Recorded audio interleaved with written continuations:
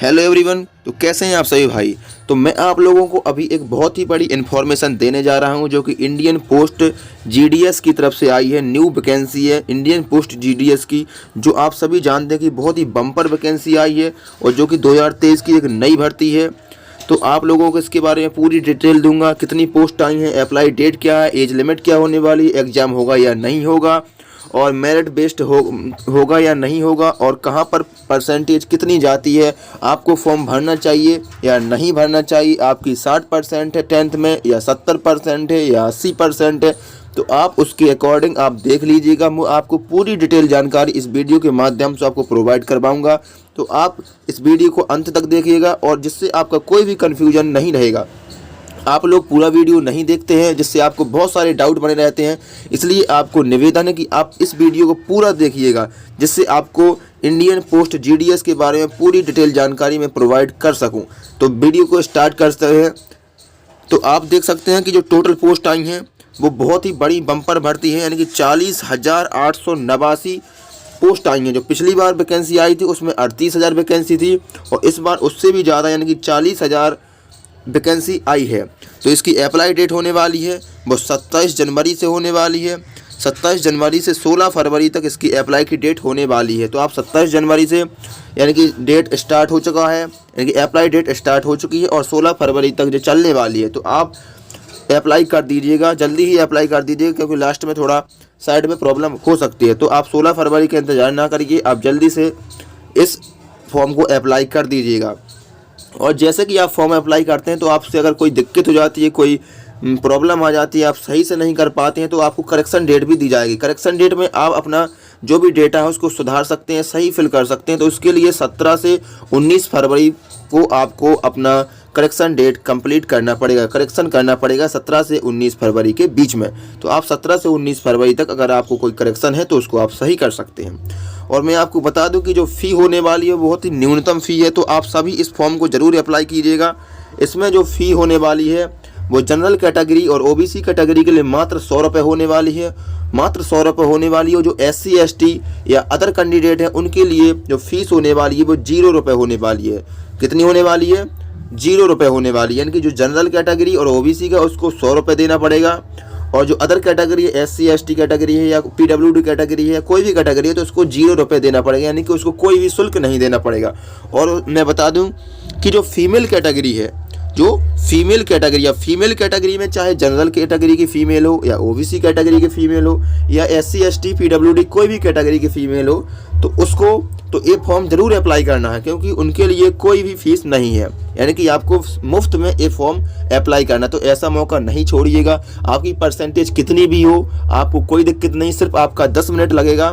10 minute में आपका कुछ नहीं बिगड़ने वाला और आप फिर से अपनी तैयारी को मजबूत कर सकते हैं। ठीक है, तो आपको सिर्फ 10 मिनट देना है। तो फीमेल तो इस फॉर्म को ज़रूर अप्लाई करते हैं।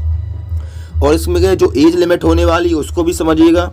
मैं आपको एज के बारे में बता देता हूँ। तो जो इसकी एज होने वाली है वो 18 से 40 वर्ष होने वाली है, यानी कि जो मिनिमम एज होने वाली है वो 18 साल होना चाहिए। यानी कि आपकी अगर एज 18 साल है तो आप इस फॉर्म को अप्लाई कर सकते हैं 18 से, और जो अधिकतम है वो 40 वर्ष होनी चाहिए, मतलब 40 वर्ष से ज़्यादा के नहीं हो सकते हैं जनरल कैटेगरी के। ठीक है, और एज रिलैक्सेशन भी मिलता है। अगर आप ओबीसी के हैं तो आपको 3 साल की छूट मिलेगी, यानी कि 18 से 43 साल हो जाएगी। और जो SC ST कैटेगरी के उनको 5 साल की छूट मिलेगी, यानी कि 18 से 45 यानी कि 45 साल हो जाएगी। तो आप अपने अनुसार इसको फिल कर सकते हैं। तो 40, 43 और 45 साल इसकी अधिकतम एज लिमिट होने वाली है और मिनिमम है वो 18 साल है। तो आप इस फॉर्म को अप्लाई कर सकते हैं अगर आप इस कैटेगरी में आते हैं।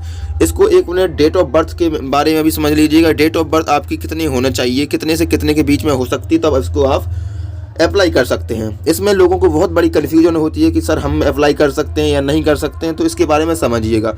यदि आप जनरल कैटेगरी के हैं, यदि आप जनरल कैटेगरी के हैं तो आपकी 16 फरवरी 1983 16 फरवरी 1983 में आपका डेट ऑफ बर्थ, यानी कि आपका जन्म तिथि है वो 16 फरवरी 1983 से लेकर अगर 2005 के बीच में आपका कभी भी जन्म हुआ है तो आप इस फॉर्म को अप्लाई कर सकते हैं। इसी प्रकार ओबीसी के लिए 3 साल की छूट है। तो आप 1980 1980 से लेकर 2005, 1980 से लेकर 2005 के बीच में इस फॉर्म को अप्लाई कर सकते हैं। उसके बाद SC/ST जो कैटेगरी है, SC/ST कैटेगरी के 1978, उनको 5 साल की छूट है।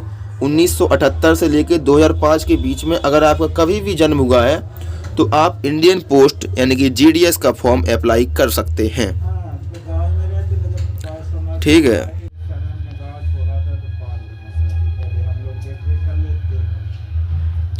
अब जो इसकी योग्यता होने वाली है, यानी कि आपको क्या योग्यता होनी चाहिए कि आप इस फॉर्म को अप्लाई कर सकते हैं, तो आपको ज़्यादा योग्यता की ज़रूरत नहीं है।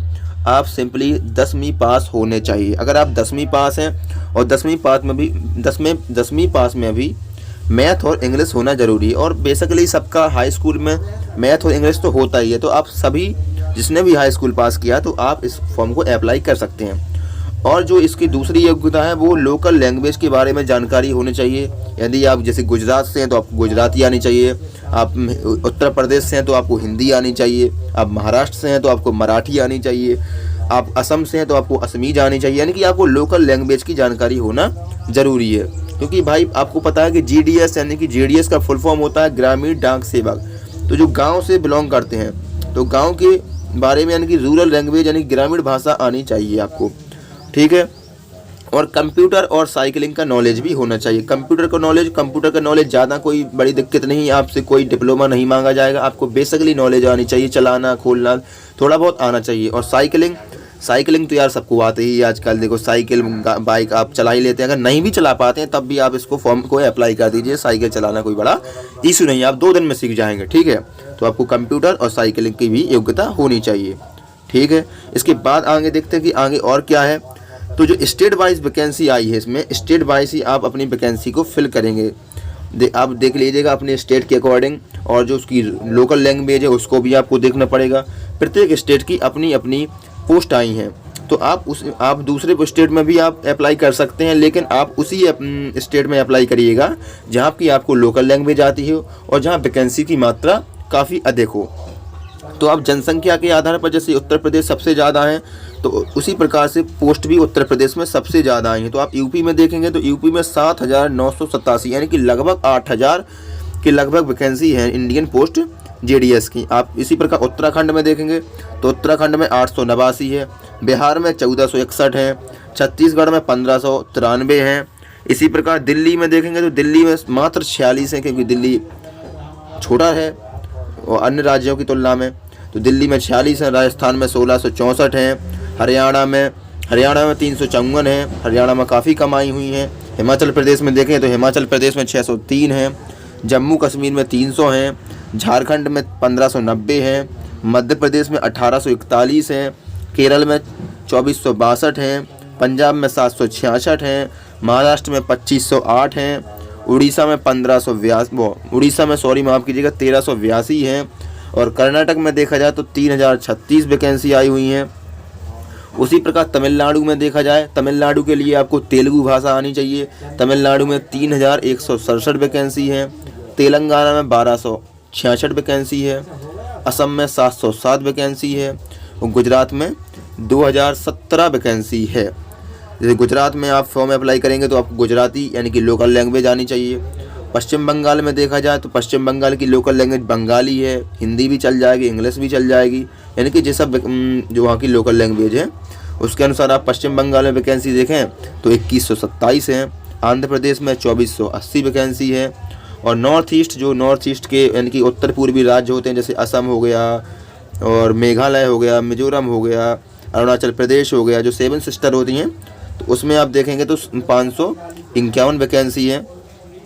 तो आप अपना स्टेट देख लीजिएगा, आपको किस स्टेट में अप्लाई करना है। आप किसी भी स्टेट में अप्लाई कर सकते हैं। ठीक है, आप किसी भी स्टेट में अप्लाई कर सकते हैं, उसमें कोई इशू नहीं है, लेकिन आपको उस स्टेट की लोकल लैंग्वेज आनी चाहिए। ठीक है, तो आप उसको लोकल लैंग्वेज को ध्यान रखिएगा। और उसके बाद में देखिए इसकी सैलरी की बात करें तो आपको घर बैठे यानी कि ज़्यादा कुछ काम तो होता नहीं है, 2-4 घंटे का काम होता है और सैलरी भी अच्छी खासी प्राप्त हो जाती है। अगर आप एक स्टूडेंट हैं, आप पढ़ाई करते हैं, तो आपको एक जॉब तो भरनी ही चाहिए, क्योंकि इसमें 4-6 घंटा का काम होता है। आप जाइए, थोड़ा बहुत वर्क कीजिए और बाकी अपने घर पे आगे स्टडी करिए, आपको फाइनेंशियल प्रॉब्लम भी नहीं आएगी। तो इसमें 3 प्रकार की पोस्ट आई हुई हैं, 3 प्रकार की वैकेंसी है। एक होता है बीपीएम, बीपीएम का फुल फॉर्म होता है ब्रांच पोस्ट मास्टर। बीपीएम यानी कि ब्रांच पोस्ट मास्टर, जो कि ब्रांच का पोस्ट मास्टर होता है, उसकी सैलरी 12,000 से स्टार्ट होती है और लगभग 29,380, यानी कि काफ़ी अच्छी सैलरी है। अगर आपको 12,000, 15,000 ऐसी हर साल बढ़ती जाती है। ठीक है, तो बीपीएम जो कि ब्रांच पोस्ट मास्टर होता है, उसका क्या काम होता है वो भी हम आपको इस वीडियो के माध्यम से बताएंगे, तो आप वीडियो को एंड तक जरूर देखिएगा। तो बीपीएम की जो सैलरी होती है 12,000 से लेकर 29,380 तक होती है। उसके बाद दूसरी बात करें तो एबीपीएम होता है। एबीपीएम जो असिस्टेंट ब्रांच पोस्ट मास्टर होता है, उसकी सैलरी 10,000 से लेकर 24,470 तक होती है। और उसके बाद एक डाक सेवक होता है, जो पोस्ट ऑफिस में आपने देखा होगा कि जो डाक टिकट बांटता है या जो साइकिल से डाकिया आता है उसको डाक सेवक बोलते हैं। उसकी सैलरी भी 10,000 से लेकर 24,470 तक होती है।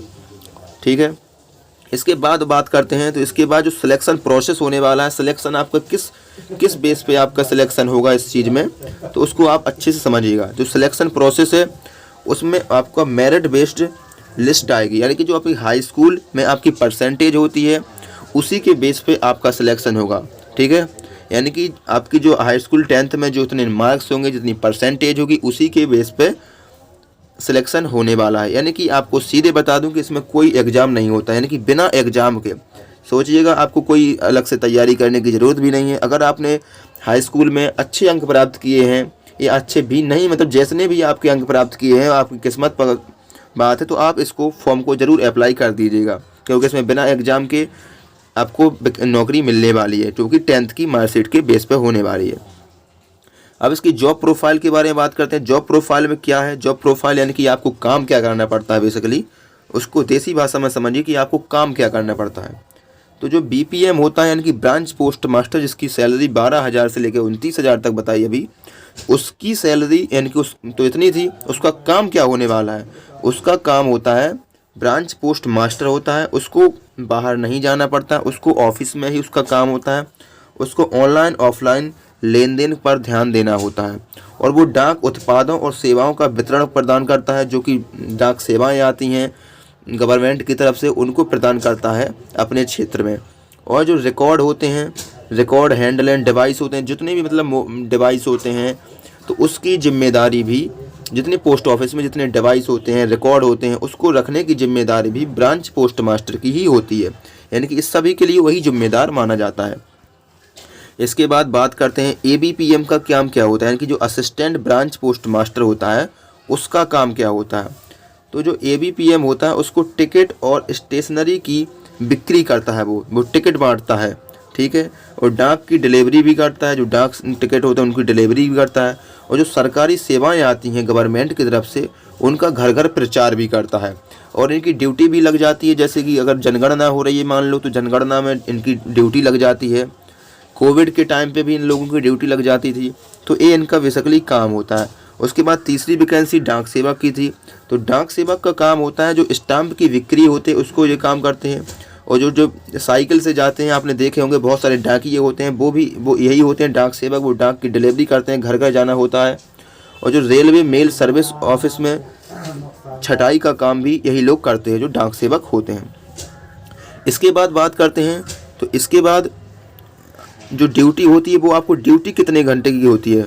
आपको कहीं 10 से 12 घंटे काम तो नहीं करना पड़ता है, जिससे आपका बहुत सारा टाइम चला जाएगा। तो ऐसा कुछ नहीं है। इसमें जो ड्यूटी के टाइम होने वाला है वो 3 से लेकर 5 घंटे, यानी कि मिनिमम अगर एवरेज देखा जाए तो आपको 4 घंटे का ही काम होता है। 4 घंटे आप काम करिए, आप उसके बाद अपने स्टडी पर भी ध्यान दे सकते हैं। आप कोई गवर्नमेंट जॉब की तैयारी कर सकते हैं, आप ग्रेजुएशन कर रहे हैं, आप पोस्ट ग्रेजुएशन कर रहे हैं, तो आप उसको भी कर सकते हैं। तो इसमें 4 घंटे का ही बेसिकली काम होता है, इससे ज़्यादा आपको काम करने की ज़रूरत नहीं पड़ेगी। 4 घंटे में आप इसको कंप्लीट कर सकते हैं और 4 घंटे के ही आपको 12,000 से लेकर 15,000, 29,000 तक आपको सैलरी मिल सकती है जीडीएस में। तो आप इसको समझिएगा कि ड्यूटी का जो टाइम होता है वो 4 घंटे का होने वाला है। और उसके बाद देखें कि कितने प्रतिशत अंक वाले फॉर्म अप्लाई करें। तो बहुत सारे लोग कमेंट करते हैं कि इसकी जो कट ऑफ जाती है वो तो 95%, 100% तक चली जाती है, तो हम लोग अप्लाई करें या नहीं करें। तो मैं आपको बता दूं कि जो इसकी परसेंटेज होने वाली है, प्रतिशत अंक प्राप्त करने वाले होने वाले हैं, वो कोई फिक्स नहीं होता है। ठीक है, आपने पिछली बार देखा होगा तो पिछली बार जो लिस्ट आई थी वो 7 लिस्ट आई थी। 7 लिस्ट में मैं आपको बता दूं कि पिछली जो लिस्ट आई थी वो तो समझ लो कि 99 से 100% तक गई थी। तो आपको इसको नहीं देखना है, ये आपको डिमोटिवेट कर देगा। आपको देखना है कि आपकी जो कि आपका जिस पोस्ट ऑफिस के लिए आप अप्लाई कर सकते हैं, जिस पोस्ट ऑफिस के लिए आप अप्लाई करेंगे, अगर उस पोस्ट ऑफिस में आपकी परसेंटेज सबसे ज़्यादा है तो सिलेक्शन भी आपका ही होगा। अब आपको पता तो नहीं है कि भाई इसके लिए कितने लोग अप्लाई कर रहे हैं इस पोस्ट ऑफिस के लिए और उनकी परसेंटेज कितनी है। हो सकता है कि वो आपकी ही हो और नहीं भी हो सकता है, तो भाई रिस्क तो है, लेकिन 100 रुपये में कुछ नहीं जाने वाला है। और महिलाओं के लिए, फीमेल के लिए और SC ST के लिए तो कोई फ़ी भी नहीं है। तो आपकी जितने भी परसेंटेज हो, आपकी 50% हो, 60% हो, 70% हो, 80% हो या इससे ज़्यादा 90% भी हो, तो आप सभी लोग इसके लिए अप्लाई ज़रूर कीजिएगा, क्योंकि इसमें नुकसान तो कुछ नहीं है। आप लोग महीनों तैयारी, सालों तैयारी करते हैं, जब आपको कोई वैकेंसी मिलती है। अब इसमें आपको कोई तैयारी की भी ज़रूरत नहीं है, मात्र 100 रुपये लगने वाले हैं। 100 रुपये में अगर आपको किस्मत अच्छी होगी, आपका लक अच्छा होगा, आपको कोई ऐसी जगह मिल जाएगी जहां आप ही सबसे ज़्यादा परसेंटेज वाले होंगे, तो आपका इसमें आसानी से सिलेक्शन हो जाएगा और आप 4 घंटे की ड्यूटी करके एक अच्छी खासी सैलरी प्राप्त कर सकते हैं। तो आपको अगर वीडियो पसंद आया हो तो आप इस वीडियो को लाइक ज़रूर करिएगा। आपको ये जानकारी पसंद आई हो, आपको बारे में मैं इस एक आध वीडियो और इस बारे में प्राप्त करवाऊंगा, आपको इसके बारे में 1 आध 2 वीडियो और प्रोवाइड करवाऊंगा। तो आप इस वीडियो को अगर पसंद किया है आपने तो चैनल को भी सब्सक्राइब ज़रूर कर लीजिएगा और वीडियो को लाइक करिएगा। और जिस लोगों को आपको लगता है कि उनको फाइनेंशियल कंडीशन भी सही नहीं है, वो ग्रेजुएशन कर रहे हैं, पोस्ट ग्रेजुएशन कर रहे हैं या कोई तैयारी कर रहे हैं और जिन्होंने हाई स्कूल में अच्छी मेहनत की थी, उनके नंबर भी काफ़ी अच्छे थे, तो उनको इस वीडियो को शेयर ज़रूर करिएगा, जिससे उनको कुछ फ़ायदा मिल सके। तो धन्यवाद, जय हिंद।